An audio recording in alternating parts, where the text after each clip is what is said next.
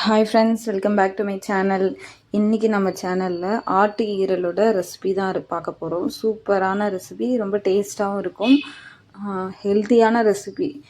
Haemoglobin லெவல்லாம் வந்து ரொம்ப கம்மியாக இருக்கவங்கலாம் இதை ட்ரை பண்ணலாம், நல்லா இன்க்ரீஸ் ஆகும், ரொம்ப ஹெல்த்தியாக இருக்கும். ஸோ இதை வந்து மஸ்ட்டு ட்ரை பண்ணி பாருங்கள். நீங்கள் ஹெல்த்தியாக இருக்கும். நான் செஞ்ச மாதிரி மெத்தடில் செஞ்சு பார்த்துட்டு சொல்லுங்கள் எப்படி வந்துச்சுன்னு சொல்லிவிட்டு.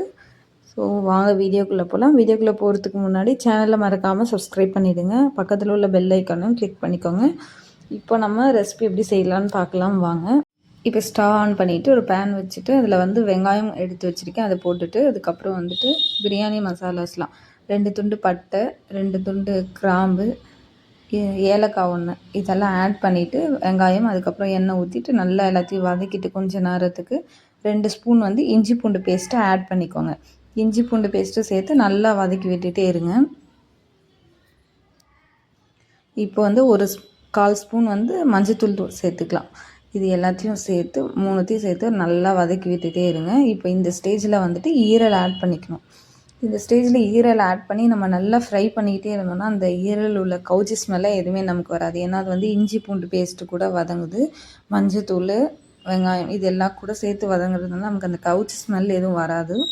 ஸோ இது கூட சேர்த்து நல்லா வதக்கி விட்டுட்டே இருங்க. ஒரு 5 மினிட்ஸ்க்கு வதக்கி விட்டுருங்க.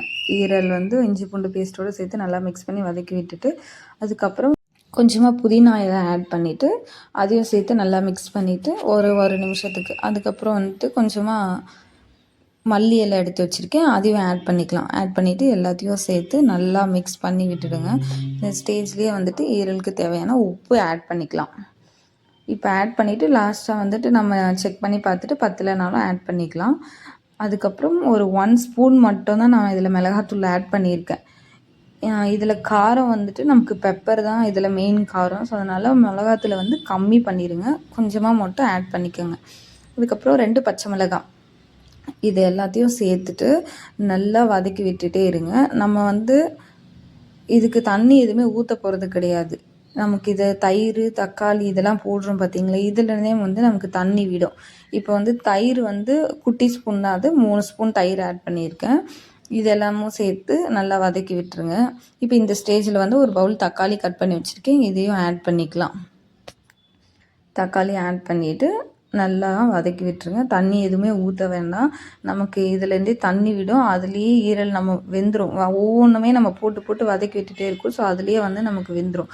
பார்த்திங்களா எவ்வளோ தண்ணி விட்டுருக்கு, சுத்தமாக தண்ணி ஊற்றவே இல்லை. இதே மெத்தடில் நீங்கள் செஞ்சு பாருங்கள், வேறு லெவல் டேஸ்ட்டாக வரும், சூப்பராக இருக்கும். பெப்பர் ஃப்ரை ஈரல் இது செம்மையாக இருக்கும். நீங்கள் ட்ரை பண்ணி பாருங்கள், மஸ்ட்டு ட்ரை பண்ணி பாருங்கள்.